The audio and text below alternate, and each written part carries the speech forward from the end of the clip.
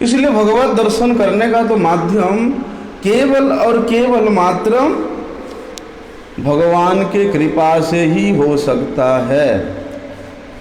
भगवत कृपा ही वही योग्यता जीव को प्रदान कर सकता है, अन्यथा नहीं। इसलिए हम लोग शास्त्र के इस बात को श्रवण करते हैं, ना हम वेदैर न तपसा न दानेन न चिर्जया, है ना, शक्यम एवं विदु द्रष्टुम। न तो वेद पाठ के द्वारा, ना तपस्या के द्वारा, ना दान के द्वारा और ना परिग्रह के द्वारा, न शक्तुम माम द्रष्टव्यम, मेरे दर्शन करने में कोई भी समर्थ नहीं हो सकता है। एक सीधी सीधी बात है, अगर बाजार में जाकर के कोई वस्तु खरीदते हैं तो उसके बदले में पैसे देते हैं। अभी जो वस्तु हम लोग बाजार से खरीद रहे हैं, उस वस्तु का दाम उस पैसे से जरूर ना कुछ कम होगा, तभी भी उसी पैसे से उतनी मूल्य में उस वस्तु को बेच रहा है। जैसे कोई दुकानदार एक 100 रुपया का घड़ी को बेचा, 100 रुपया में एक घड़ी को बेचा। अभी 100 रुपया में वो घड़ी को इसलिए बेचा क्योंकि उसने 100 रुपया से कम में उसको खरीदा था।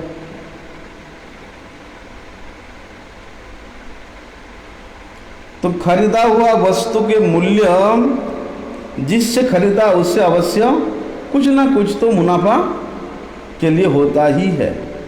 बोलते इसी प्रकार तभी वो रुपए देता है वो घड़ी का। बोलते इसी प्रकार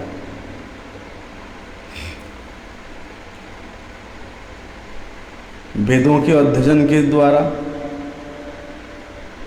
बहुत बड़ी तपस्या के द्वारा, बहुत बड़ा दान देने पर और बहुत बड़ा यज्ञ का अनुष्ठान करने पर भगवान मिल जाएंगे, ऐसी कोई बात है ही नहीं। बोलते कितना भी बड़ा से बड़ा अनुष्ठान क्यों ना हो, कितना भी महान से महान क्रिया क्यों ना हो, कितनी ही योग्यता संपन्न उस व्यक्ति क्यों ना हो, उसमें कितना योग्यता क्यों ना हो, अशेष योग्यता भी क्यों ना हो, उसने अपने अनुष्ठान के द्वारा, अपनी महान कार्य के द्वारा या और किसी भी अपनी प्रभाव के द्वारा जागतिक वस्तु खरीद सकता है, लेकिन भगवान को कभी नहीं खरीद सकता। खरीद सकता है भगवान को?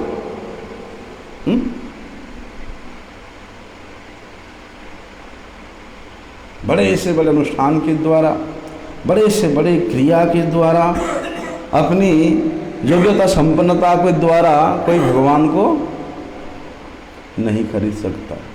खरीद सकता है? बोलते हैं भगवान को खरीदने के लिए इस संसार के तमाम मूल्यों को भी एकत्रित कर लो। इस संसार के सब राजा मिल करके भी अपना संपत्ति को एकत्रित करके भगवान के बराबर के मूल्य नहीं एकत्रित कर सकते हैं। यानी उसका कोई मूल्य ही नहीं है। भगवत प्राप्ति का कोई मूल्य कोई निर्णय ही नहीं कर सकता है। और भगवत प्राप्ति के मूल में क्या है? भगवत कृपा। इसलिए भगवान के कृपा का मूल्य कुछ है ही नहीं संसार में।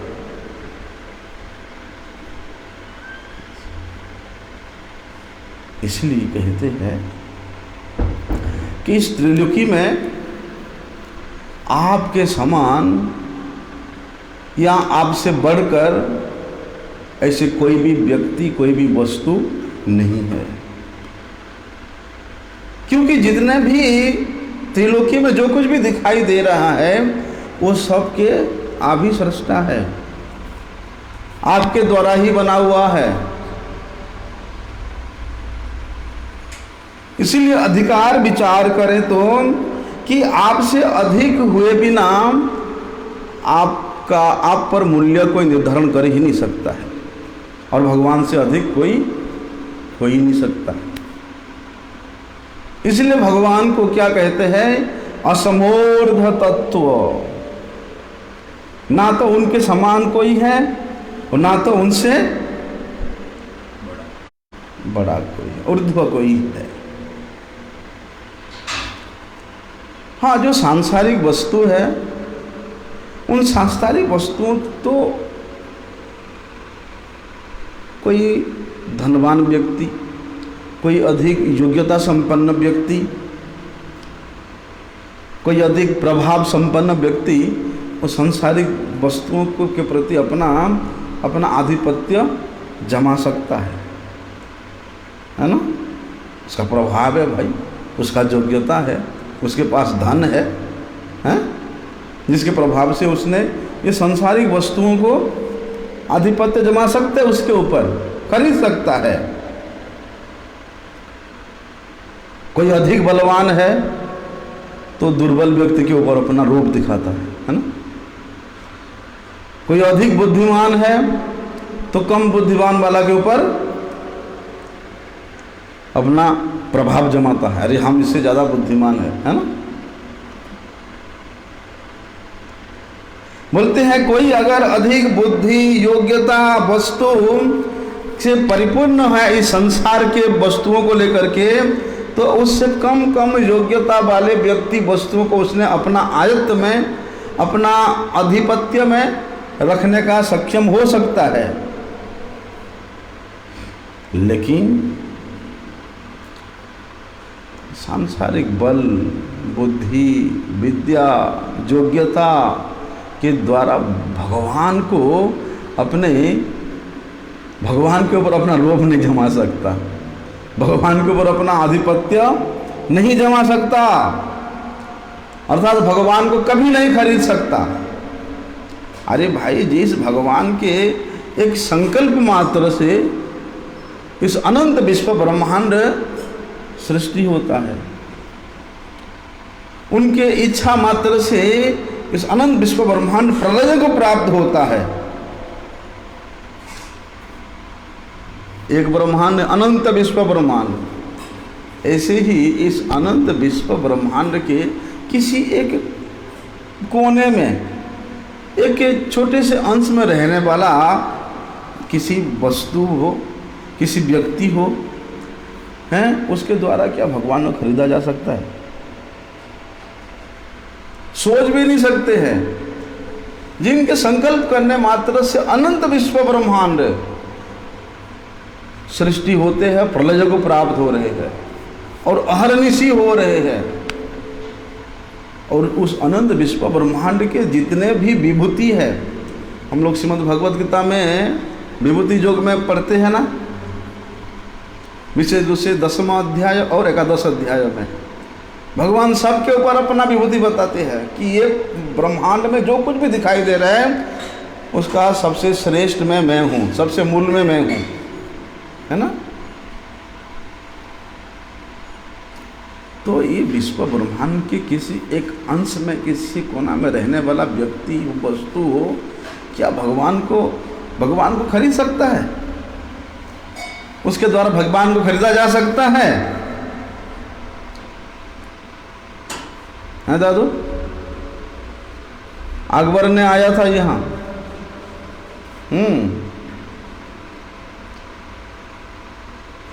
सुना अरे वृंदावन में ऐसे एक महात्मा रहते हैं, बड़े प्रभाव है उनका, चलो हम भी दर्शन करके आते हैं। दिल्ली से, दिल्ली का जो बादशाह था अकबर आया था 1538 ख्रीष्टाब्द में। संत का ऐसा महिमा भाई चारों तरफ फैले, चलो हम भी दर्शन करके आते हैं।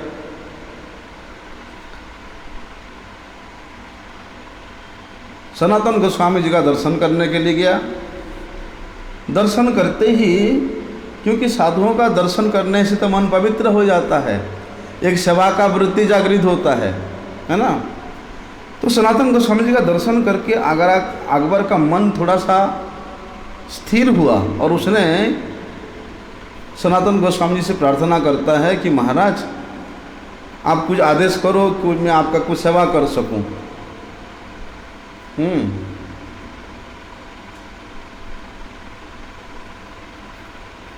सनातन गोस्वामी सोचते हम तो ऐसे फक्कड़ बाबा है हमारा क्या सेवा है?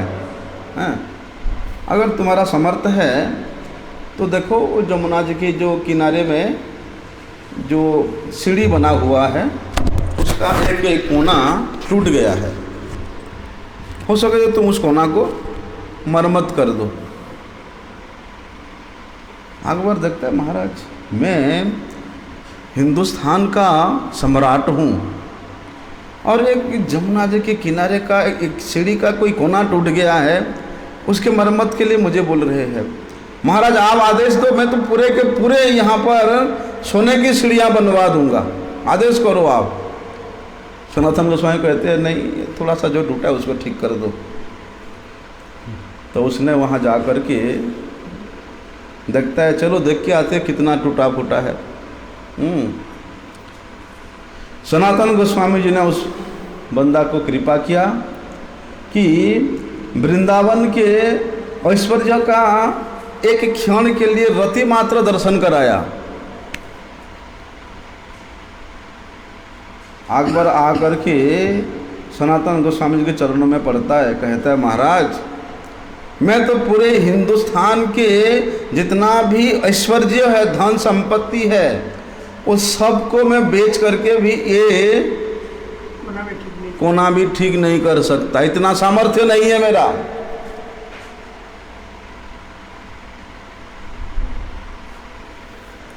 इसलिए कि भगवान की प्राप्ति अपनी बल के द्वारा, अपनी ऐश्वर्य के द्वारा, अपनी सुंदरता के द्वारा, अपनी बुद्धि के द्वारा, अपने ज्ञान के द्वारा, अपनी साधना के द्वारा कोई नहीं कर सकता। केवल मात्र भगवान की कृपा से ही भगवत कृपा, भगवत दर्शन प्राप्त हो सकता है। और भगवान की कृपा तभी प्राप्त होता है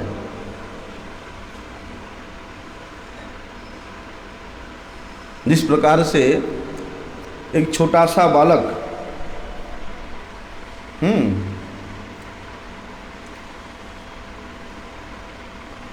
चल नहीं पाता है, अभी चलना वो सिखाई नहीं, चलने का प्रयास करता है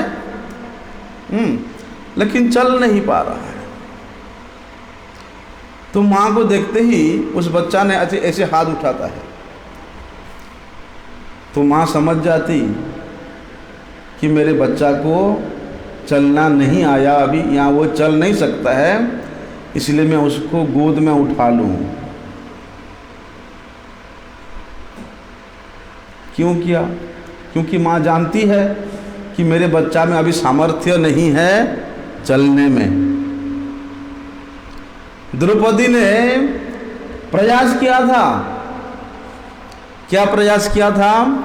अपने साड़ी के पल्लू को अपने हाथों से पकड़ के रखने के लिए, लेकिन दुशासन 10,000 हाथी का बल रखने वाला बंदा था, एक नहीं 10,000 हाथी का बल था उसमें। वो दुशासन खींचेगा साड़ी, वो द्रौपदी क्या रख पाएगी? दांत में चबाती है, दोनों हाथ में पकड़ती है। समर्थ नहीं हुआ तो भीष्म पितामह, द्रोणाचार्य, कृपाचार्य अपने पतियों के ऊपर विश्वास करती है कि चाहे मैं रोऊंगा, बिलबिलाऊंगा तो ये लोग शायद दया परवश होकर मेरी रक्षा करेंगे, तब भी भगवान नहीं आए।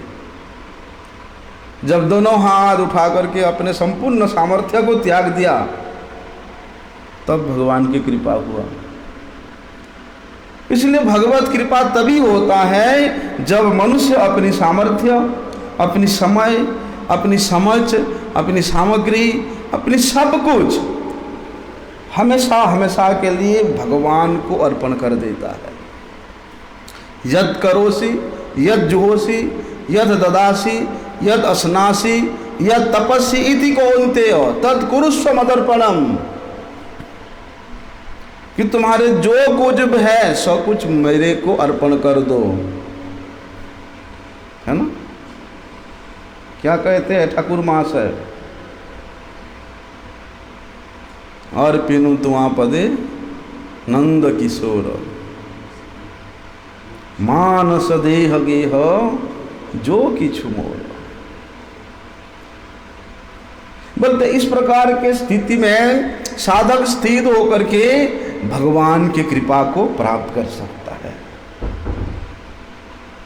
लेकिन अपना बल का, अपने सामर्थ्य का, अपने योग्यता का रूप दिखाएगा तो वहां भगवान की कृपा नहीं मिलेगा। हमेशा अपने आप को निर्बलता के रूप में, अयोग्यता के रूप में अनुभव करना, अपने जो भी बल है, जो भी योग्यता है, उसका लेश मात्र का अभिमान नहीं करना। कहते हैं, मैंने हमारे परम गुरु जी के भाषण में सुना था कि व्यक्ति कितने भी उच्च कोटि के संत क्यों ना हो, उच्च कोटि के, वहाँ परम गुरु जी प्रवक्ता कहते हैं, प्रवक्ता, कितने भी उच्च कोटि के प्रवक्ता क्यों ना हो, सारी शास्त्र उसको याद है, सब सिद्धांत तत्व उसको पता है, और ऐसा प्रवचन करता है कि दुनिया टूट पड़ता है उसके प्रवचन सुनने के लिए। लेकिन अगर उस बंदा, उस सन्यासी, उस साधक अपने इन सब योग्यता को लेकर के लेश मात्र भी अभिमान करता है, बोलते केवल वही अभिमान इज इक्वल टू सब कुछ जीरो है। इतना योग्यता है, इतना सिद्धांतविद है, इतना शास्त्रविद है, लेकिन अभिमान इज इक्वल टू जीरो, कुछ नहीं है। इसलिए अपने बल की, अपने योग्यता की जिसने किंचित मात्र भी अभिमान नहीं करता है, सब कुछ हमेशा के लिए भगवान के चरणों में अर्पण कर देता है, अपने आप को भगवान के चरणों में समर्पित कर देता है और अनन्य भाव से भगवान को पुकारता है, अनन्य भाव से भगवान के आश्रय ग्रहण करता है, अनन्य भाव से भगवान के नामों को पुकारता है, कीर्तन करता है। भगवान कहते हैं इस प्रकार के स्थिति में स्थित होकर के साधक जब मुझे पुकारता है ना, तब मैं अपने आप को नहीं रोक पाता हूं।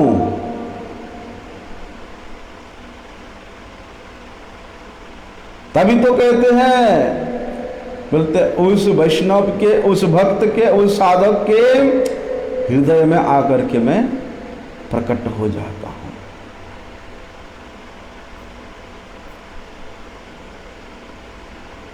ऐसा बोलते यही है अनन्य भक्ति। और इसी भक्ति के बल पर, इसी भगवत कृपा के बल पर भगवान को प्राप्त किया जा सकता है, भगवत दर्शन प्राप्त कर सकते हैं। लेकिन जब तक हमारे अंतःकरण में वस्तुओं का अभिमान रहेगा, योग्यता का अभिमान रहेगा, बल का, बुद्धि का महत्व रहेगा, और केवल उसी के सहारा पे ही हम जीने के लिए, जीवन निर्वाह करने के लिए आगे चलेंगे कि मेरे पास धन है, मेरे पास बल है, मेरे पास जन है, यही तो मेरे सहारा है। लोग बोलते हैं ना, अरे साथ विवाह किया, एक पुत्र पैदा नहीं हुआ, अब मैं किसके सहारे पे जीऊं? यहाँ पुत्र कहीं चला गया तो माँ बाप बोलता है कि मेरा सहारा कोई रहा ही नहीं, मेरे पास तो घर ही नहीं है, मैं किसके सहारे पे रहूं? मेरे पास धन नहीं है, क्या मेरा सहारा है? बोलते जब इन जगत के व्यक्ति वस्तुओं का सहारा लेकर के आप रहोगे, तब तो आप भक्ति के द्वार पर भी नहीं पहुंचे। सब सहारा केवल मात्र भगवान के चरणों में जब अर्पण कर देते हैं, भगवान के प्रति हम निर्भर करते हैं, वही है भक्ति। इसी प्रकार की भक्ति के द्वारा भगवत दर्शन होता है, भगवान भक्त के अत्यंत नजदीक हो जाते हैं। लेकिन बोलने की बात यह है कि हमने भगवत गीता में सुनते हैं कि अर्जुन के सामने भगवान शंख, चक्र, गदा पद्मधारी चतुर्भुज रूप में पहले प्रकट हुए, है ना? तो भगवान क्या कहते हैं अर्जुन को कि अर्जुन, ये जो रूप है, शंख चक्र गदा पद्मधारी जो रूप है, ये रूप को कोई यज्ञ के द्वारा, कोई दान के द्वारा, कोई तप के द्वारा नहीं देख सकता। क्या श्लोक है वो? है न ज्ञाने न भक्त्या तू अनन्यया शक्या। याद है श्लोक? आपको याद है? अहम एवं विधो अर्जुन ज्ञातुम द्रष्टुम च तत्वेन प्रवेष्टुम च परम तप। तो मतलब वहां क्या हुआ कि भगवान वहां पर अर्जुन के सामने शंख चक्र गदा पद्म रूप में प्रकट हुए और अर्जुन को कहते हैं मेरे ये जो रूप है इसको कोई अपने तप के द्वारा, दान के द्वारा, व्रत के द्वारा, त्याग के द्वारा नहीं देख सकता। भक्त्या तु अनन्यया, अनन्य भक्ति के द्वारा शक्तुम द्रष्टुम प्रवेष्टुम च, देख सकता है, प्रविष्ट हो सकता है और जान सकता है।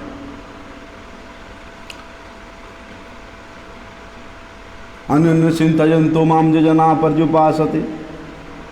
अनन्य भक्ति आखिर है क्या? हम लोग तो शास्त्रों में सुनते रहते हैं अनन्य भक्ति, अनन्य भक्ति। उसका सीधे और सरल अर्थ क्या है अनन्य भक्ति का? बोलते हैं जहां पर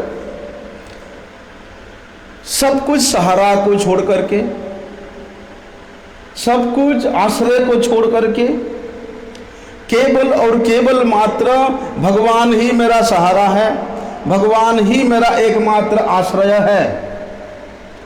इस प्रकार के स्थिति में जो भक्त स्थित हो जाता है, अर्थात भगवान के सिवा किसी योग्यता, किसी बल, किसी बुद्धि, किसी व्यक्ति का लेस मात्र भी, किंचित मात्र भी सहारा नहीं लेता है।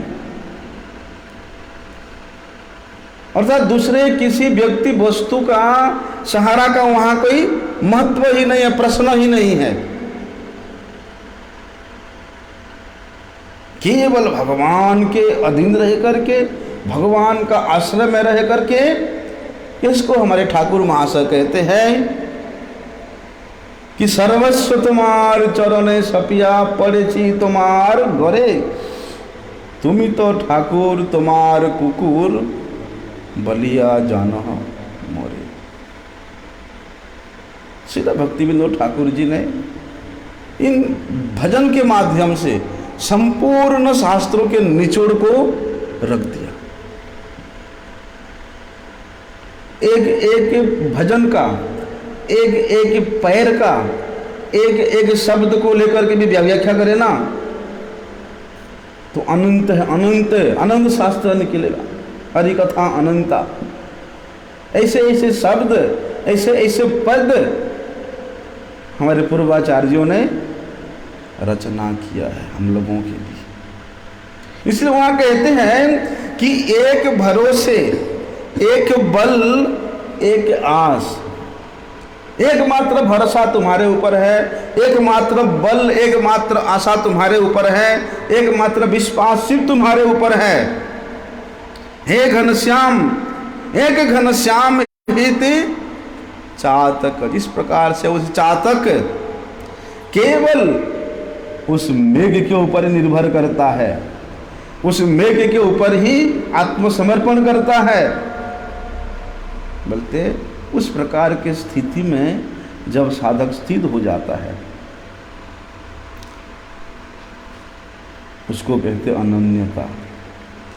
वही अनन्य भक्ति है कि वही करुणा निधान ही एकमात्र मुझे करुणा करने वाले हैं, मुझे और किसी की करुणा नहीं चाहिए, क्योंकि वे तो करुणा निधान है।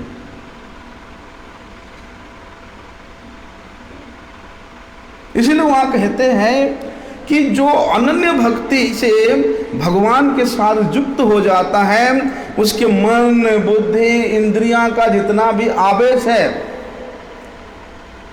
वे सब के सब भगवत कार्य में ही लग जाता है, भगवत चिंतन में ही लग जाता है, भगवत भजन में ही लग जाता है।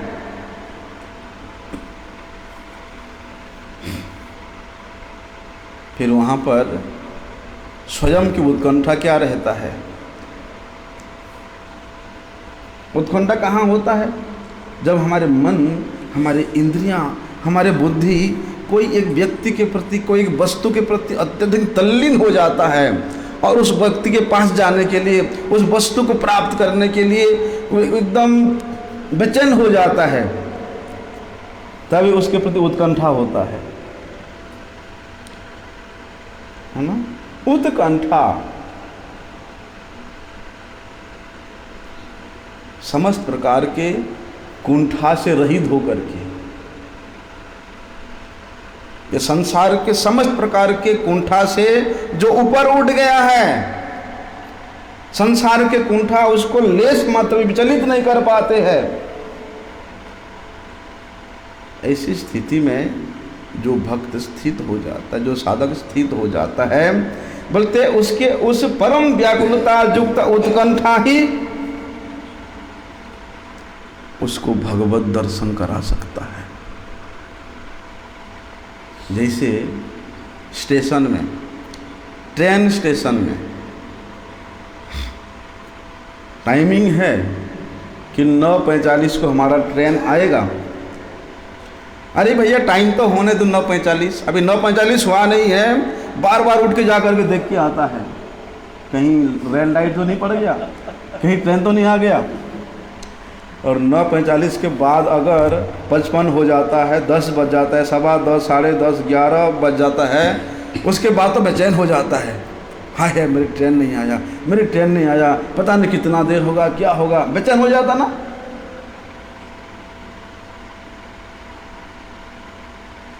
बोलते उसी प्रकार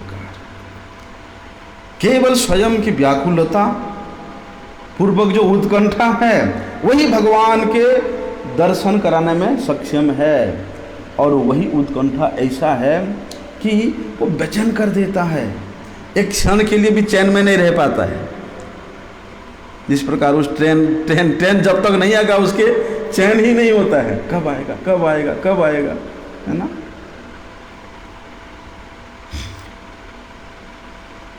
उसी प्रकार जैसे अभी घोंसला बनाया है चिड़िया,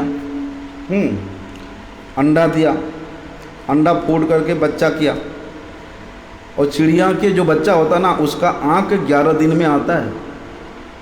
हाँ, 11 दिन बाद देखती है वो छोटा सा चिड़िया का बच्चा।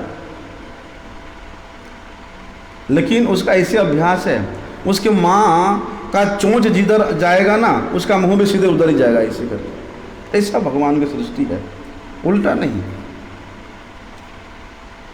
तो अभी वो बच्चा आँख में देख नहीं पाता है, लेकिन उसके माँ के आने का आहट उसको पता चल जाता है कि मेरे माँ उड़ उड़ के अभी घोंसला के पास में आई है और घोंसला के पास में खड़ी हुई है, और अभी चोंच में कुछ ना कुछ हमारे लिए कुछ दाना लेके आई है।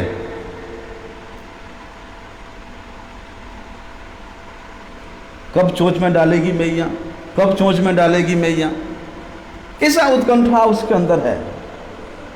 ऐसा उत्कंठा चाहिए। गैया बछड़ा दिया है, अभी घर वाला जो है बछड़ा को घर में बांध देता है, गैया को छोड़ देता है। गैया जाकर के जंगल में हरा भरा घास चर करके शाम को वापिस आता है। जब तक उसके माँ दोबारा वापिस आकर उसको दूध नहीं पिलाता ना, इतनी समय की अवधि में वो छोटा सा बच्चा का चित्तवृत्ति को देखना, हमेशा उसके ध्यान में, उसके उत्कंठा में, उसके व्याकुलता में उसके माँ ही रहती है कि मेरे माँ कब आएगी, मेरे माँ कब आएगी, मेरे माँ कब आएगी।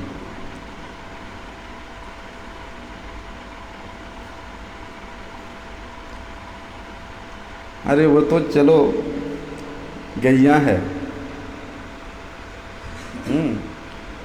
मनुष्यों में भी ऐसी ममता है। 5 साल उम्र हो गया था मेरा, और कोई रिश्तेदार मर गया था, तो माँ वहाँ चली गई मुझे बिना बोल के, बिना बताए। माँ कब आएगी उसके चिंता में मैं इतना गुस्सा हो गया, इतना तल्लीन हो गया कि वो जो होता ना इसे काटने वाला, उसको लेके अपने पैर पे मार दिया कि मेरे माँ नहीं आई, मेरे माँ नहीं आई।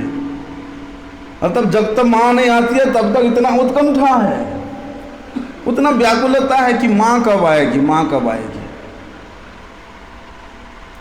ठीक है, ऐसे ही व्याकुलता देखने को मिलता है। अभी नई नई शादी हुआ है,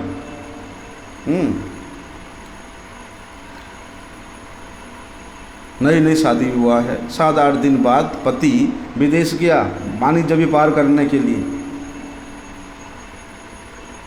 लेकिन पता नहीं कब वापिस आने का कोई समय सीमा निर्धारित नहीं है।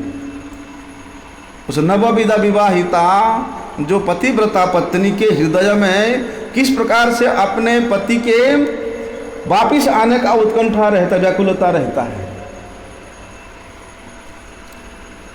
चलो इन उदाहरणों में अपने अपने स्वार्थ है।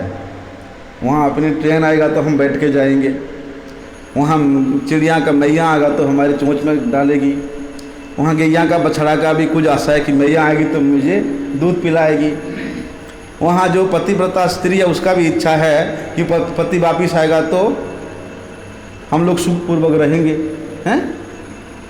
यहाँ तो थोड़ा स्वार्थ है, लेकिन जहाँ अनन्य भक्ति है वहाँ इस प्रकार के भी स्वार्थ नहीं है। वहाँ पे निस्वार्थ व्याकुलता है, वहाँ निस्वार्थ है, उत्कंठा है। ऐसा बोलते हैं कि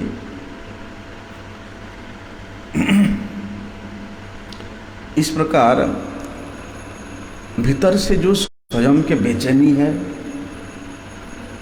स्वयं की व्याकुलता है, यही बेचैनी ही, यही व्याकुलता ही उसके अनंत जन्मों के पापों को नष्ट कर देता है। भगवत प्राप्ति करने का बेचैनीता, भगवत प्राप्ति करने का उत्कंठा ही अगर किसी के हृदय में जागृत हो गया, जिसको आदौ श्रद्धा कहते हैं, क्योंकि श्रद्धा होगा तभी उत्कंठा होगा, तभी व्याकुलता होगा। बोलते ये श्रद्धा के स्थिति पे आकर के साधक का समस्त प्रकार के अनंत जन्मों के जो पाप का वृत्ति है वो खत्म हो जाता है। अगर तुम्हारे हृदय में पाप की वृत्तियां अगर खत्म नहीं हुई है तो समझ लेना तुम श्रद्धा के स्तर पर भी नहीं पहुंचे हो। तुम्हारे हृदय में अभी साधु संघ के प्रति, गुरु चरणाश्रय के प्रति, साधुओं के मुखों से हरिकथा श्रवण के प्रति कोई भी लोभ जागृत नहीं हुआ है, व्याकुलता नहीं, उत्कंठा नहीं हुआ है। फिर तुम कैसे भगवत प्राप्ति कर सकते हो? लेकिन ऐसे जो अनन्य चेता है, अनन्य भक्ति करने वाले हैं, उनके लिए भगवान क्या कहते हैं कि इस प्रकार के अनन्य चेता भक्त मेरा नित्य निरंतर चिंतन करता है, और जो मेरा नित्य निरंतर चिंतन करता है उसके लिए मैं सुलभ हूँ। जो अनन्य रूप से मेरा चिंतन करता है, मेरा उपासना करता है, उसका योगक्षेम भी मैं ही वहन करता हूँ। योगक्षेम अनन्य चिंता जंतो माम। तो अनन्य चिंता का मतलब क्या है? इस प्रकार के व्याकुलता, इस प्रकार के उद्विग्नता, इस प्रकार के उत्कंठा,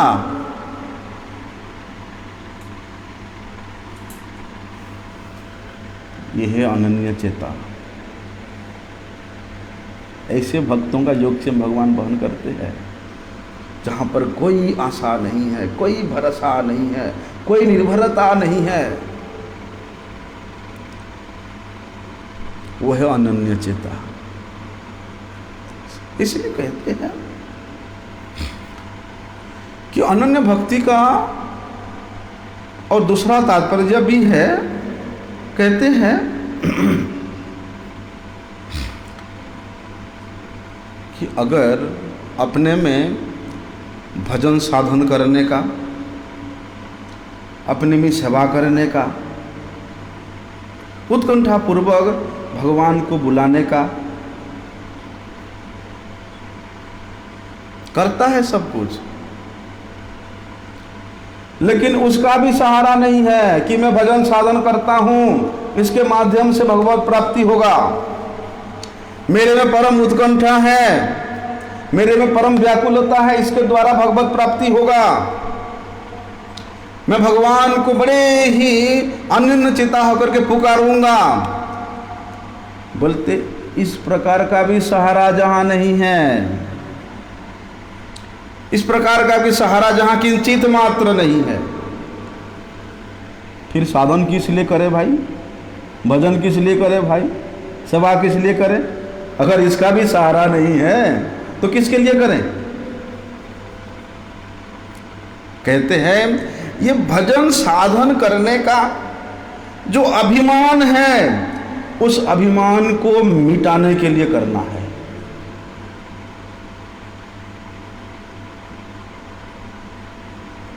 देखो कितनी ऊंची बात है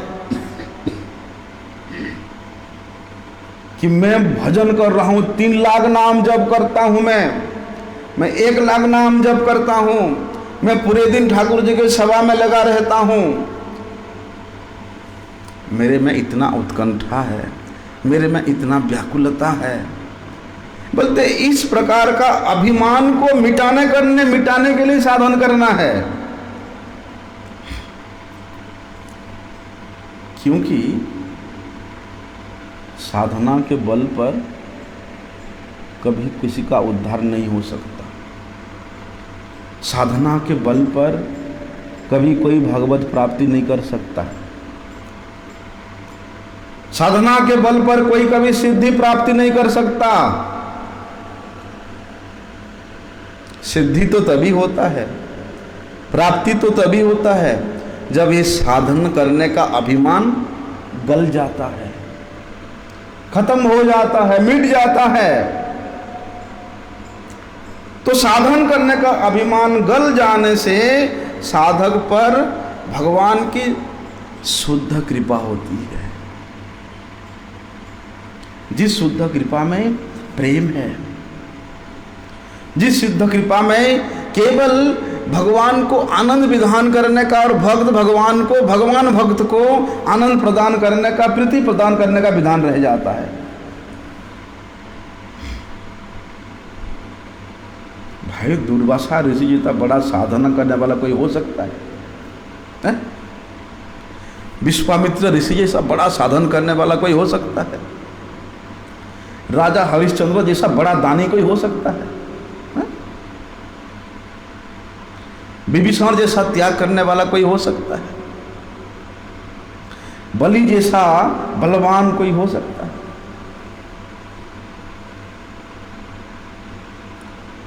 लेकिन क्या हुआ?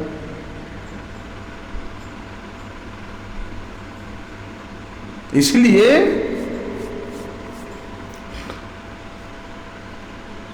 समस्त प्रकार के अभिमान जहां मिट जाती है, वहीं से भगवान की शुद्ध कृपा की प्राप्ति होती है। और ऐसी शुद्ध कृपा प्राप्त जो साधक है, भक्त है, वो द्रष्टुम, वो प्रविष्टुम, तत्वेन तो ज्ञातुम, बल्कि तत्व से वे साधक ही भगवान को अनुभव कर सकता है। ऐसे जो अनन्य भक्ति है, ऐसे अनन्य भक्ति के द्वारा ही तत्व से भक्त मुझे जान सकता है।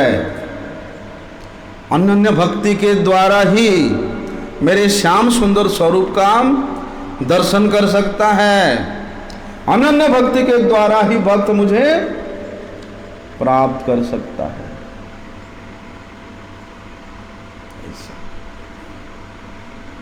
ज्ञातुम, ज्ञान, ज्ञान के द्वारा ज्ञातुम, किस प्रकार से?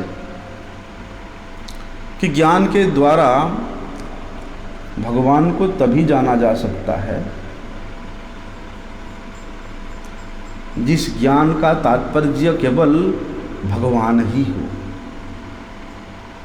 जिस ज्ञान का तात्पर्य केवल संबंध ज्ञान हो। इसलिए ब्रह्मा जी इस बात को बताते हैं श्रीमद् भागवत में कि ज्ञानम ते सविज्ञानम, बोलते इस ज्ञान के द्वारा साधक उस विज्ञान में ज्ञान, उस विज्ञान को ज्ञात होकर के मेरे तत्व को सटीक रूप से अनुभव कर सकता है, जान सकता है। क्या जान सकता है? कि वासुदेव सर्वमिति, कि भगवान वासुदेव ही सब कुछ है, उनके सिवा और कुछ भी नहीं है। सत असत च अहम, जो भी सब दिख रहा, सब दिख रहा, सब कुछ भगवान से ही प्रकट हुए है। सब के सब भगवान का ही अंश है, कला है, विभूति है। इस तरह उस प्रकार के भक्त ही तत्व से भगवान को जान सकता है। वहां पर वो वाला ज्ञान नहीं, अहम ब्रह्मास्मि ब्रह्मैव भवति ज्ञानेन भवति, वो वाला ज्ञान नहीं। ये वाला ज्ञान तो भगवत भक्ति से आपको कोसों दूर ले जाता है, अनन्य भक्ति से आपको कोसों दूर ले जाता है। लेकिन यही ज्ञान, जिस विज्ञान को जानने के बाद भक्त बोलते उस अज्ञान को कब मिटा देता है पता नहीं चलता है। द्रष्टुम, किस प्रकार से दर्शन करता है? प्रेमांजन छोरित भक्ति विलोचनेन संतः सदैव हृदयेषु विलोकयन्ति।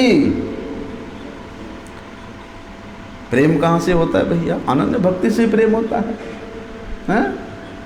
तो उस अनन्य भक्ति के द्वारा ही भक्त, उस प्रेम के द्वारा ही भक्त भगवान को अवलोकन करता है। लेकिन वहाँ भगवान क्या कहते हैं कि न दान के द्वारा, न तप के द्वारा, न वैराग्य के द्वारा मेरे रूप को कोई दर्शन कर सकता है? कोई दर्शन नहीं कर सकता है। कौन सा रूप? वो भी शंख चक्र गदा पद्मधारी रूप। लेकिन यहाँ क्या कहते हैं कि प्रेम के द्वारा, भक्ति के द्वारा, अनन्यता के द्वारा भक्त मेरे श्याम सुंदर स्वरूप का द्रष्टुम, दर्शन कर सकता है, मेरे को देख सकता है। इतना ही नहीं, भक्त मेरे में प्रवेश भी कर सकता है। मेरे में अर्थात मेरे नित्य लीला में प्रवेश कर सकता है।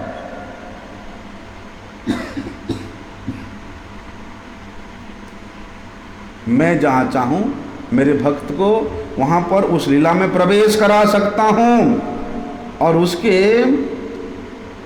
हालांकि कोई इच्छा नहीं रहने पर भी, लेकिन भक्त का जो यही इच्छा है कि मैं भगवान के नित्य लीला में प्रवेश करूं, भक्त का तो ये भी इच्छा नहीं रहता है कि जथा तथा राखे मोरे, कि हे नाथ अगर आपकी इच्छा है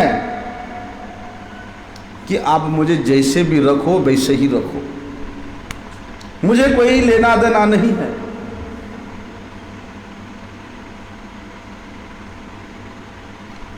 कीड़े मकोड़े के रूप में रखने का इच्छा है तो भी रखो, है? नाथ योनि सहस्रेषु जेषु जेषु प्रजाम्यहम् तेषु तेषु अचला भक्ति अच्युतस्तु सदा त्वयि। कि हे नाथ आपके इच्छा, आपके मर्जी से जहां रखना मुझे वहीं रखो, मेरा कोई आपत्ति नहीं है। तो ब्रह्मा जी वहां क्या कहते हैं? तदस्तु में नाथ सबूरि भागो भवे अत्र व अन्यत्र तुवा तिरस्कम जेना हम एकोपि भवद जनानम भूत्वा निसेवे तब पाद पल्लवम। कौन कह रहे? ब्रह्मा जी कह रहे हैं कि हे भगवान, मुझे इस जन्म में हो, दूसरे जन्म में हो, किसी भी जन्म में हो, पशु के रूप में हो, पक्षी के रूप में हो, कीट के रूप में, पतंग के रूप में हो, कोई भी योनि में जन्म दो, वो मेरा सौभाग्य ही होगा। कोई भी योनि में जन्म दो, कोई भी स्थान में जन्म दो, मैं कभी विरोध नहीं करता। लेकिन जहाँ जहाँ जोनि जन्म दियो ही भक्तन के संग तावही पावही। कि है ना, जहाँ जहाँ भी मेरा जन्म है, जिस जिस जोनी में जन्म है, लेकिन आपके भक्तों का संग मुझे प्राप्त होता रहे, यही मेरा परम सौभाग्य है। जे ना हम एक भवत जनानम भूत्वा निसेवे तब पाद पल्लवम।